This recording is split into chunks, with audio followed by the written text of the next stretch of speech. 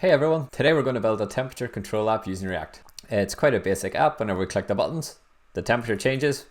Whenever we get to a certain point, the background color changes. We're going to learn how to use React hooks to store state, how to handle button clicks in React, and how to change styles based on state. We'll spend some time getting set up, and from there you can try the project by yourself before following along with the tutorial. Okay, so we're going to get started by setting up our project, and to do this we're going to use creat-react-app. So if you open up a terminal and if you navigate to where you want your projects to be, and if you type npx space creat-react-app and give it a name, so I'm just going to call this temperature control app, and hit enter. What this will do is it will go off and do a whole bunch of stuff to create a project for us. So as you can see, it's like adding all these packages and setting up all this stuff, and that we don't have to do manually. So this is a quick way to get started. So we're just going to wait for this to do its thing. Okay, so now that that's finished, we can go ahead and open Visual Studio Code or any IDE that you want to use. And we're going to click on Open Folder here. And we're going to go to Desktop, My Projects under Projects, and I'm going to click Temperature Control App. So we want to import the top level folder here so that all this stuff gets added to the IDE. So click Open. And now, let's just close the welcome page here. Everything is here. So we'll start by deleting the stuff we don't need. So if we go into the source folder and we will delete, let's see, we won't need app.css, I don't think, so we can delete that. Let's just delete that. We will delete the tests since we're not going to be doing any tests for this project. We'll keep index.css as that's where our styles will go. We'll keep index.js. We can delete this logo since we don't need that either. We can delete the service worker and the setup tests. So let's get rid of those. And that makes our project a lot smaller. So we're mainly going to be working in app.js, so that's nice. And all our styles are going to go into index.css. Okay, so let's go into index.css. And what you want to do is you want to go to the link in the description or click the button that's appeared up here somewhere and copy all those styles. So since this is a React tutorial, we're going to focus on React and not worry about making the nice styles. So I've done this all for you. So just delete everything in index.css and paste it in and save. And the next thing we want to do is jump into app.js. As you can see, it's given us some boilerplate stuff, but we've deleted most of the boilerplate, so we'll just do the same here. We will delete everything, so just get rid of it all, save that. So now we have a nice clean slate to start with. Okay, so with that out of the way, let's jump back into app.js, and we're just going to start off with a basic component just to make sure everything's working, and then we'll build on it from there. So let's import React from React, and that needs to be a small r, and this one needs to be a capital, I think. Yeah, sure, we'll see if it works or not. And next, we wanted to create our first component. So a component in this case is just a plain old function. So we're going to use ES6 arrow functions for this, and we'll say const app is equal to open and close braces, and then we're going to do the fat arrow syntax followed by some curly braces. Within this, the next thing we want to do is just return some markup. So we'll do return, open and close some braces, take a space, and then we just want to do a div. So we'll just type div, and we'll say hey, just hello React. And I think that's it. Oh, actually we need to export this component. So as you can see, there's a squiggly line underneath app. If we highlight over it, it's saying the value is never used and the value is never assigned. What we need to do is export it so that other components can use it. So if we do export default app, whoops, if I could spell app, app, there we go. And now the squiggly line goes away and all looks good. So let's start this up and see if it's working. So if you open a browser again, and the instructions from whenever we installed creat-react-app tells us what to do. So we can change our directory to temperature control app. So we'll do that, temperature control app, and then we can do yarn start, but we're going to use npm. So we'll just do npm start. And now this will do its thing again and hopefully open up a browser, and it has done over here. Oh no, so something's broke. So can't resolve service worker in source index.js. What this means is we've deleted something, a file but we haven't deleted the reference to it, so it tells us where it is. It's in index.js. If we go back to index.js, we'll get this error out of the way. Index.js, and you can see we're importing service worker from service worker, but since we deleted that file at the start, we don't need this anymore, so we don't need this line either. So you can delete that line, and then you can delete all of this as well. So now if you hit save, and there it is, we've got hello React in the middle of the screen. That's good. Okay, so let's tidy things up a bit so we can see what's happening. I'm going to close this, I'm going to pull this over a bit, and then I'm going to try and drag this in here like that. Just move everything over a bit. Okay, cool. Okay, so now that we're all set up, the next thing we want to do is start putting the styles and the markup in place before we do any JavaScript or React-y type stuff. So if we look at our finished example here, we've got a container. So we're going to have a div for that, which is going to be this blue background here. Within that, we have this nice blue circle which has a value within it. So this will be its own div. And then below that, we have a couple of buttons which highlight when you hover over them and stuff. And everything's nicely aligned. So if you're curious, have a look at index.css and see how I've styled up these different divs to use Flexbox to split things out nicely. But for now, we're just going to go ahead and open up app.js and delete this. So if we give this a class name of app container, it should hopefully give us the nice blue background, and it does. Okay, so next within that, we're going to expand this div just so we can put some stuff inside it, and we're going to create a div, and this div is going to have a class of temperature display container. So if you, so it's going to be div.temperature display container, and hit save. And within this, we're going to create a div for the actual circle bit. So all this div is doing is positioning the circle, but we haven't actually created the circle. So that's this bit here. So we have a div wrapped around here, and then we have to make a circle within it. So let's do that. We're going to use our fancy Emmet tool again. So div.temperature display, I think it is. Expand that out. And we're going to hard code a value for now. So we'll do 10. And I think it's Command Shift 8. Nope. Option Shift 8. Yeah, to give us this little degree symbol here. And then we're just going to do a C for Celsius. So if we save this, hopefully things appear, and it does. So we have a circle, which is our temperature display class, and it's just got a hard coded value inside it for now. But we'll come back and make all this dynamic with JavaScript later. So okay, so just outside the temperature display container div, we want to have a div for the buttons. So this will just be called button container, and expand this div, and this is just going to have two buttons. So it's going to have a button for the plus symbol, and we'll just duplicate this and have a button for the minus. So if we save this, hopefully things appear, and they do. Okay, so now we have a basic design in place. All our elements are looking good so far, and naturally it doesn't do anything yet because we haven't told it to, but you might have noticed that we haven't added any styles in here, and that's because if we look at our finished example, if we go up to a certain point, it changes color, and if we go back down, it changes back to what it was. So we're going to add this using JavaScript later on, as you'll see, but for now we were just concentrating on getting all our elements in place, and they are. So now we can start playing with some React code.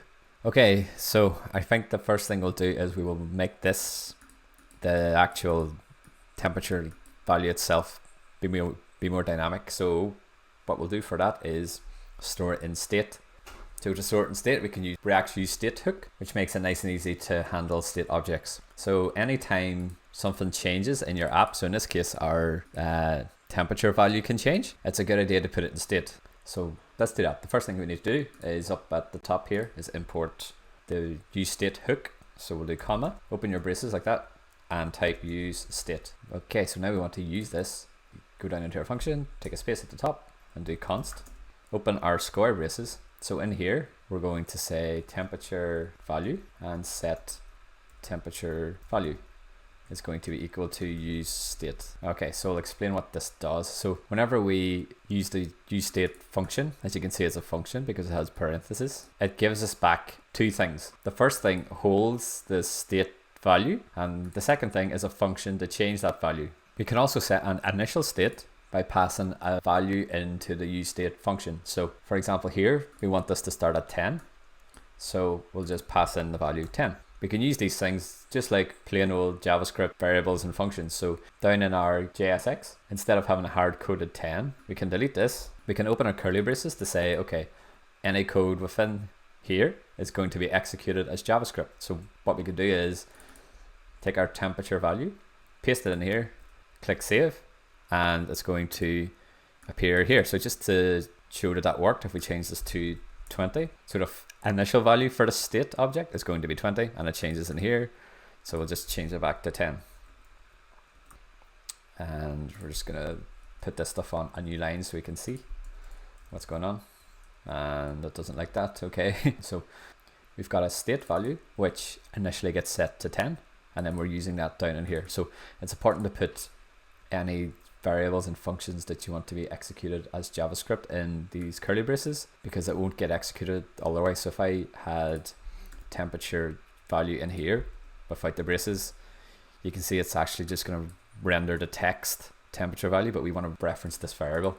As you can see, the Visual Studio Code is helping us out again by saying this hasn't been declared or hasn't been used, but in fact we think it has down here. So if we put the blue, oops, so if we put the braces back in just to make sure that that works as we want, and save, and now we have our first state variable. And so just to recap, whenever we want to store something in state, we can use the use state hook and give it an initial value. Whenever we call the use state hook, it's just a function which gives us back two things: a variable that holds the value of that state object and a function to change the value. Okay, so the next thing we want to do is we want to change this value, our temperature value, anytime a button is clicked. So currently if we click a button, nothing happens.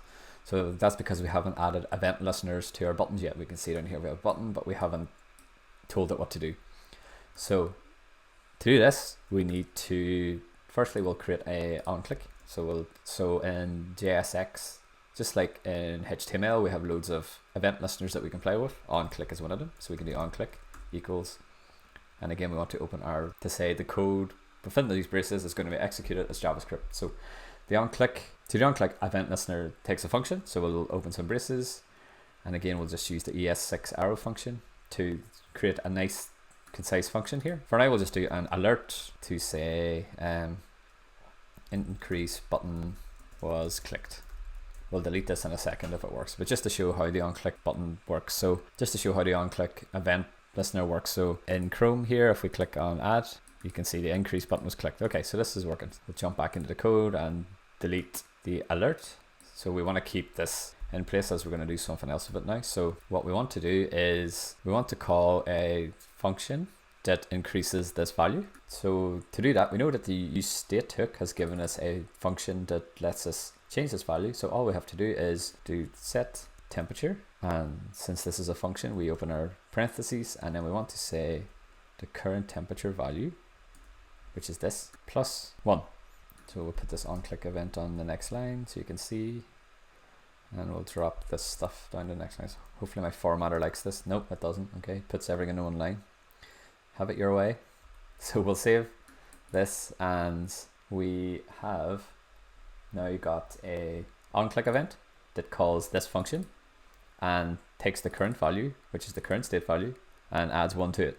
So now if we click this, it should work, and it does. So each time we click it, it takes the current temperature value, adds 1, and changes the state. So it starts at 10, goes up, and so on, so on, so on. Okay, so now that we've done the increase button, it's a similar thing to do with a decrease. So we can just copy this. Whoops. We can just copy this function, So if we copy everything from onClick right to the end of the last brace, copy that and paste it into the next button. And then instead of +1, we want to subtract 1. These are doing the same thing, just opposite.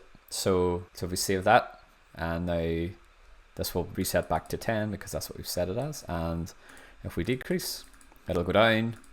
And if we increase, it'll go up. Okay, so now we have a nice temperature control, and we can make it hot and we can make it cold. The next thing we want to do is we want to change the background color based on state. So if we look at the finished example we've got a blue background until it goes to over, I think it was 15, was it? So if we go up, yeah, so when it hits 15, it changes to hot, and go below, it turns to cold. So we want to change the background to red or blue depending on if it's above 15 degrees or not. So let's look at how we go about doing that. So again, anytime something changes in our UI, it's a good idea to put it in state.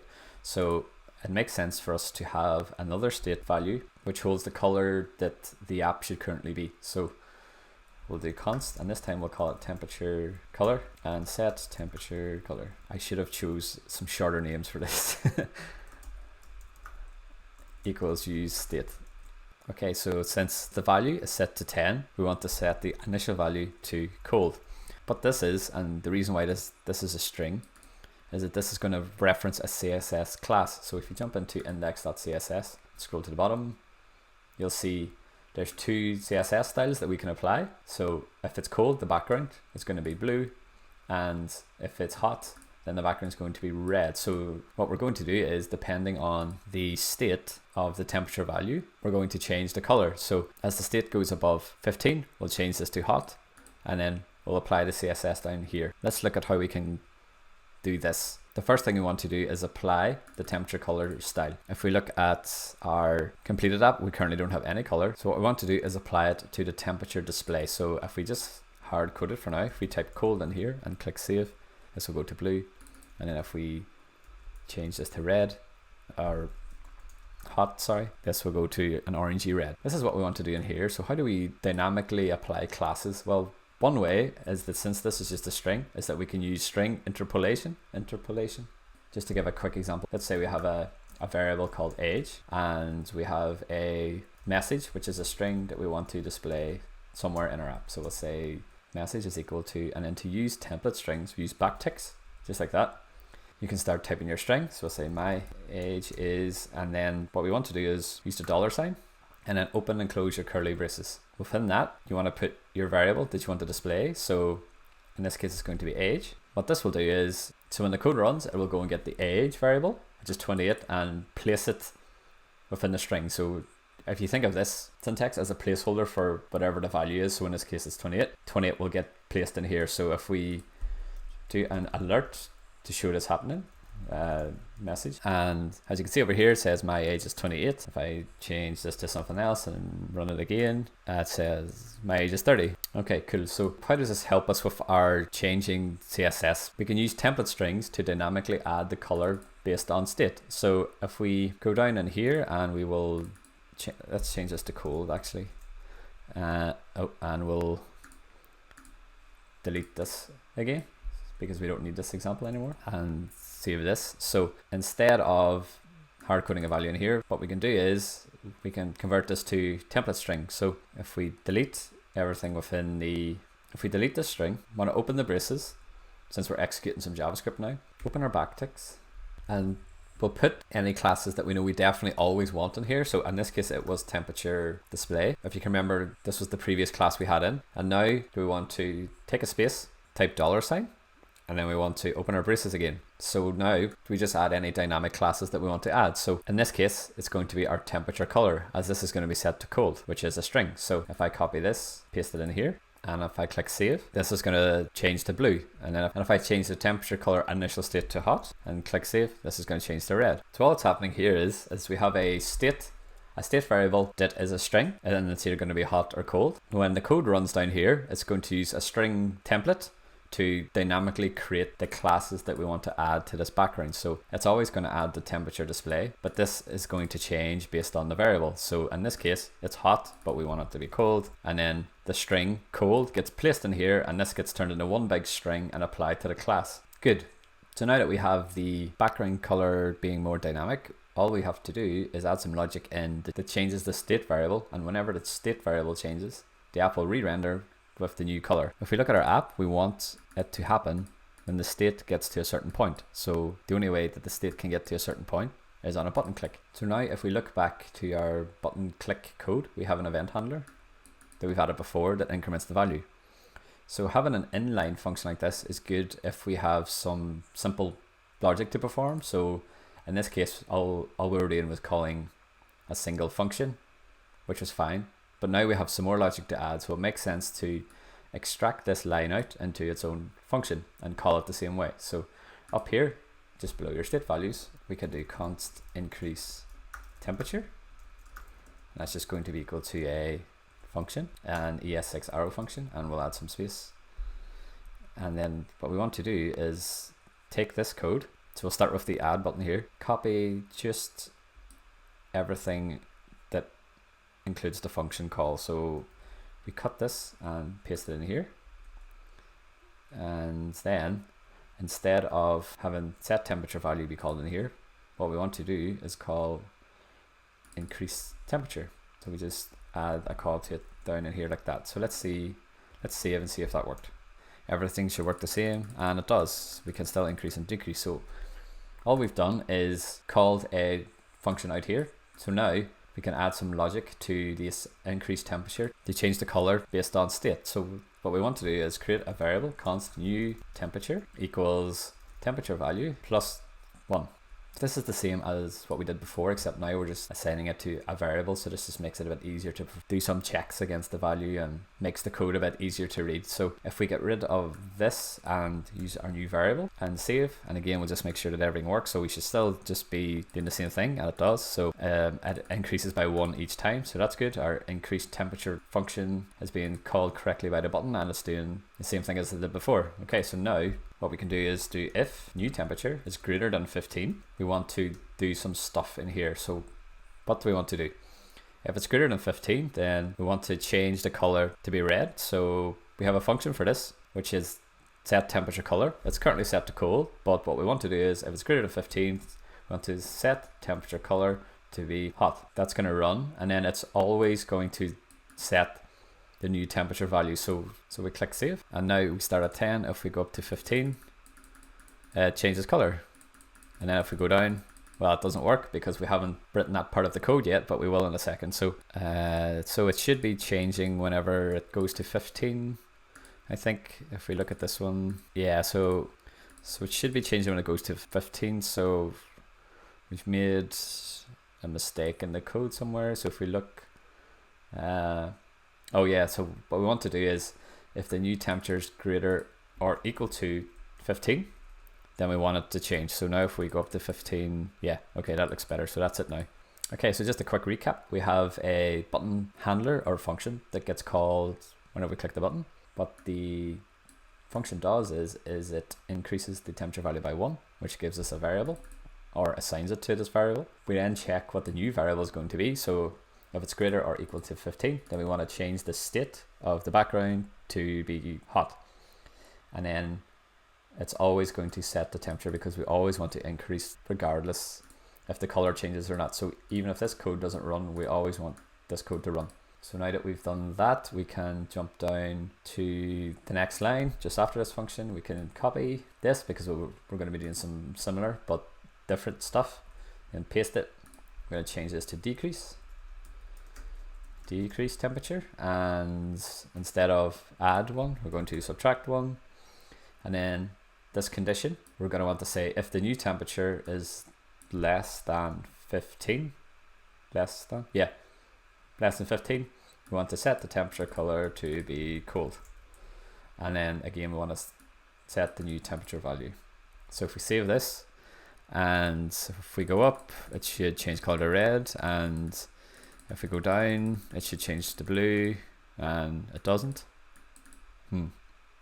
So, oh, what's this telling us? Yeah, so we've declared a function, but we haven't added it to the button. So if you look to at the decrease button down here, it's still calling the old way. So what we want to do is we want to delete this old function call and call the decrease temperature one up here. So decrease temperature, just like we did with the add button. So now we will increase and it goes to red, and we decrease, it goes to blue. Cool, so everything's looking good so far. If you're curious about this little transition that happens between the color change, this is a simple CSS thing. Where is it? So yeah, it's just called transition. So anytime the background color changes, it's going to take half a second to do it. So I can change this to 2.5 seconds and save and reload. Save and reload, and it'll take 2 seconds to go forward and stuff. So just if you're interested in how that works, we're going to change this back to half a second. Okay, so the last thing we want to do is we want to stop the user from going too high or too low. So for example, I can go all the way down to minus forever and ever and ever, and it won't stop me. Likewise, I can go all the way up and I can keep increasing and increasing and increasing and increasing, and it won't stop me. So this is a good time to pause the video and try this yourself if you want to have a go and see if you can stop the value from going over 30 and stop it from going below 0. So a tip for you to get started is to do something in your increased temperature and your decreased temperature logic here. So on the increased temperature, you want to do something to say, okay, if is equal to 30, don't go any higher. Likewise, on the decreased temperature, if the value is 0, don't go any lower. If you want to pause and come back, and we'll see how to do this. Let's have a look at how we can stop the user from going too high or too low. So we'll start with the increase. Okay, so anytime the button is clicked, we know that we increase the value by 1. We don't want to go any higher if the value is equal to 30. So what we can do is say if the temperature value is equal to 30, then we just return. We don't want to do anything else. We just skip this logic altogether and jump out of the function. Let's see this working.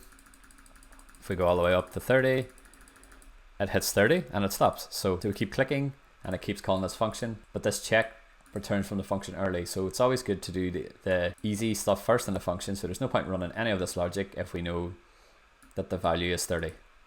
So we simply return. And in the decrease, we do the same thing. So we do if temperature value is equal to 0, we just return. This is just a shorthand function. It's the same as doing an if statement with return within it, but because it only has a single line, we don't need the braces. So we just take those out.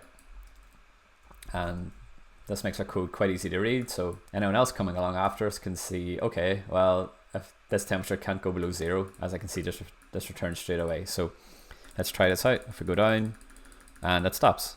Okay, so that about wraps it up for this video. If you have any feedback or comments, please leave a comment below. This is a new channel, so it would be great to hear your thoughts on it. If you did like this video, please like and subscribe to stay up to date with any new stuff that I release.